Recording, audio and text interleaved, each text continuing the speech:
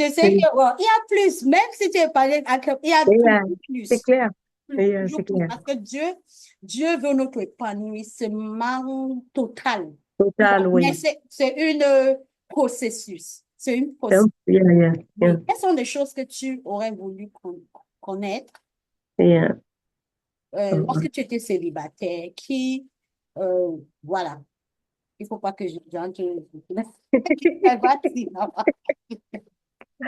C'est correct, c'est OK, nous sommes entre nous. Oui.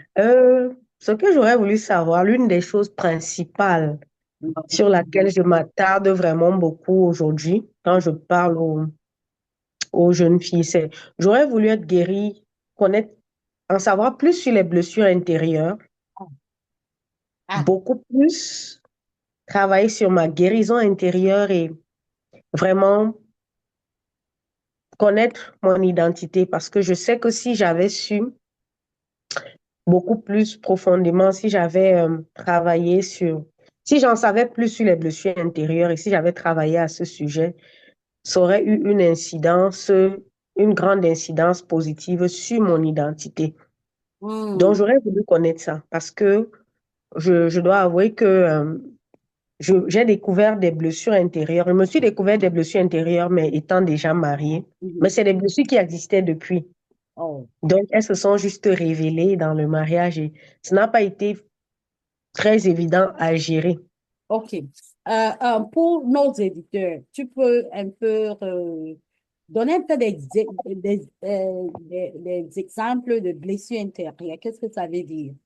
Oui. Par exemple, les blessures intérieures, comment dire, ce sont des situations qui sont venues troubler notre âme, notre Ah, vie, voilà.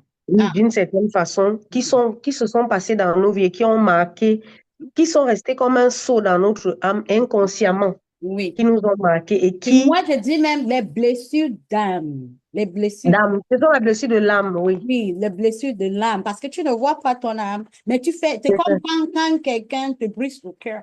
Tu sens Yeah. la douleur, mais tu ne vois pas. Tu Et n'as tu ne pas vois de pas. blessure que tu peux voir, mais la Ça. douleur est là. Et c'est clair. Et Mhm, ces blessures-là, donc, viennent conditionner nos réactions, mhm. notre Voilà. attitude dans la vie, Mhm. surtout dans nos relations. Ça peut être des relations Amoureux. amicales, ça peut être des relations sentimentales. C'est vraiment les deux pôles fondamentaux dans lesquels Oui, on peut voir l'incidence des blessures. Mais même les relations familiales, sociales, tu vas avoir des gens qui sont parfois très renfermés, oui. qui ne s'expriment pas en public, peut-être parce que dans leur enfance, on se moquait d'eux. Quand ils disaient quelque chose, ils avaient peut-être un souci, une difficulté d'expression, on se moquait d'eux, ils se sont renfermés sur eux, ils ont décidé de ne plus s'exprimer, juste pour se protéger, quoi. Oui, Question de... même à la maison, peut-être dans la maison familiale, euh, Yeah, même exactement, les parents ne les laissaient pas s'exprimer, exactement, pas s'exprimer. exactement. Ils se sont renfermés. Ou Et bien quand tu t'exprimes, je veux dire quoi, on te reprend, oui, on te reprend. oui. Et ça fait que tu n'as plus envie d'essayer, quoi. Tu te dis que à chaque fois que tu vas t'exprimer, tu vas dire Voilà, une bêtise. Tu as l'impression voilà, que tout ce qui va sortir de toi, c'est une bêtise. voilà. Du coup, Oui. tu Il y te a un renfermes. témoignage qu'on a eu l'autre jour sur cette plateau. La fille Mhm, disait que sa maman, elle était courageuse. Quand elle était petite, elle parlait fort, elle était courageuse. Mais sa maman a commencé à la rapprocher, la reprocher que mhm, mhm, non, une femme ne doit pas parler comme ça, tu vas chasser les hommes. Et c'est comme ça qu'elle a perdu sa voix. mhm, Elle a mhm. perdu sa voix. Donc, à cause de cette douleur, oui, elle a perdu sa voix. C'est maintenant, lorsqu'elle guérit, elle a pardonné sa mère, elle commence à redécouvrir sa voix Bien. dans son enfance. Donc, c'est l'une des blessures. Parfois, tu as des parents qui se séparent dans mon cas. Oh oui. J'ai eu mes parents qui se sont séparés quand j'étais très jeune. Ça a vraiment bouleversé ma vie, quoi. J'ai commencé à douter de moi. J'étais très intelligente à l'école, très, mais alors très. Mais dès que cette situation a eu lieu, vraiment, j'ai commencé à manquer d'assurance, vraiment de manière banale. La simple chose là, on sait que un plus un c'est 2, mais je vais douter. Ça a créé chez moi un manque criard d'assurance. Mhm. Et ça fait que j'ai grandi, Je me souciais beaucoup du regard des autres. Mhm. Ce n'était pas visible, mais c'était quelque chose qui était en moi. Genre, comment est-ce qu'on me voit? Comment est-ce qu'on me perçoit? Mhm. J'avais toujours l'impression que les gens me lisaient, si on peut dire comme ça. Ils Ouais. pouvaient voir mes craintes, mon manque d'assurance et tout, du coup.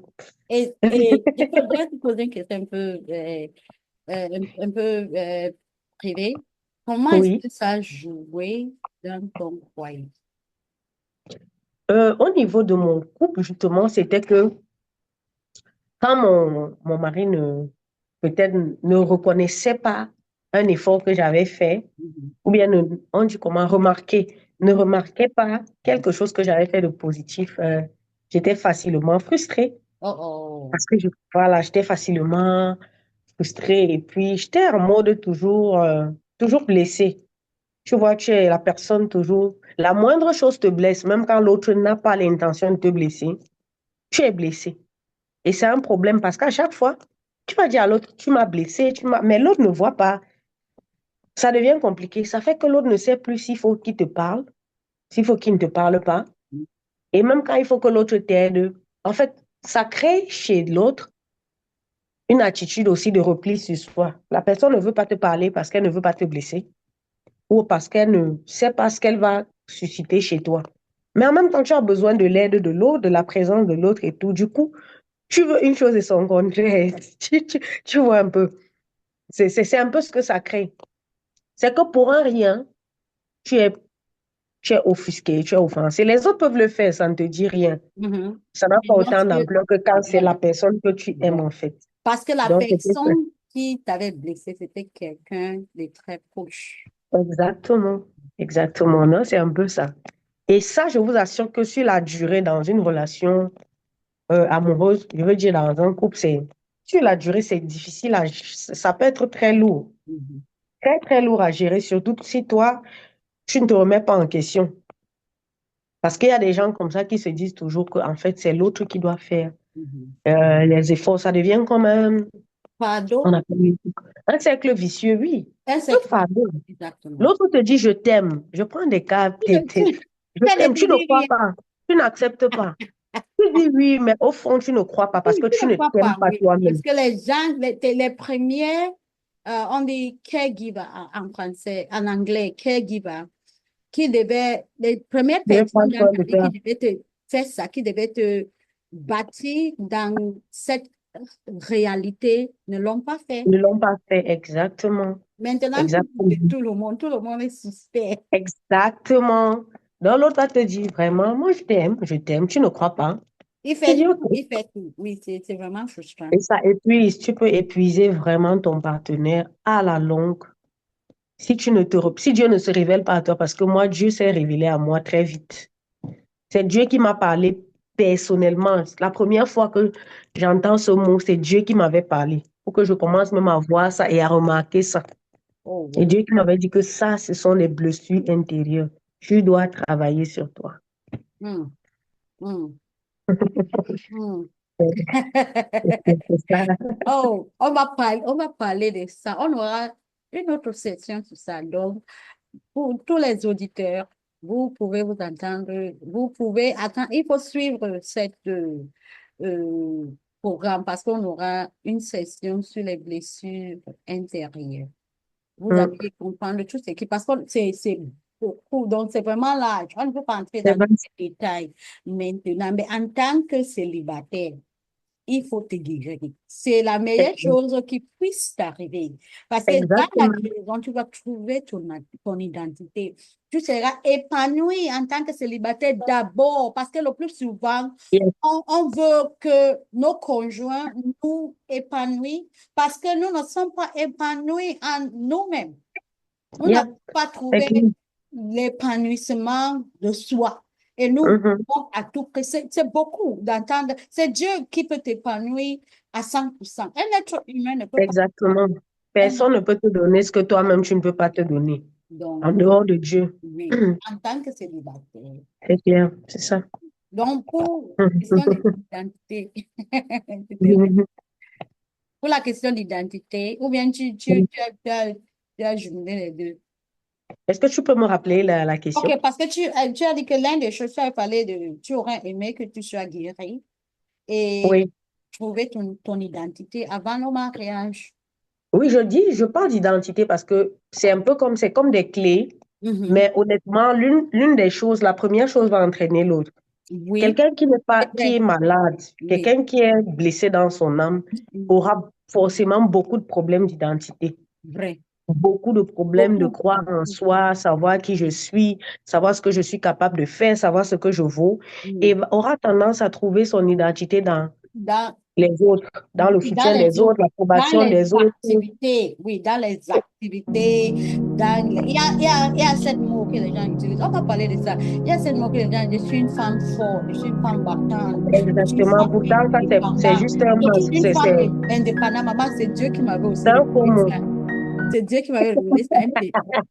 Une femme indépendante, mais là, je dis que je ne suis pas une femme indépendante. C'est clair. Je ne veux pas ce titre. Je refuse. Mais je pense que c'est un mot que les femmes utilisent beaucoup juste Utilise, pour voiler leur oui, vulnérabilité. c'est comme une marque d'honneur, un titre qu'on doit être fier. Oh, c'est une Pourtant, c'est faux. blessure. C'est une C'est clair, exactement. C'est une Pour, vérité. pour mon cas,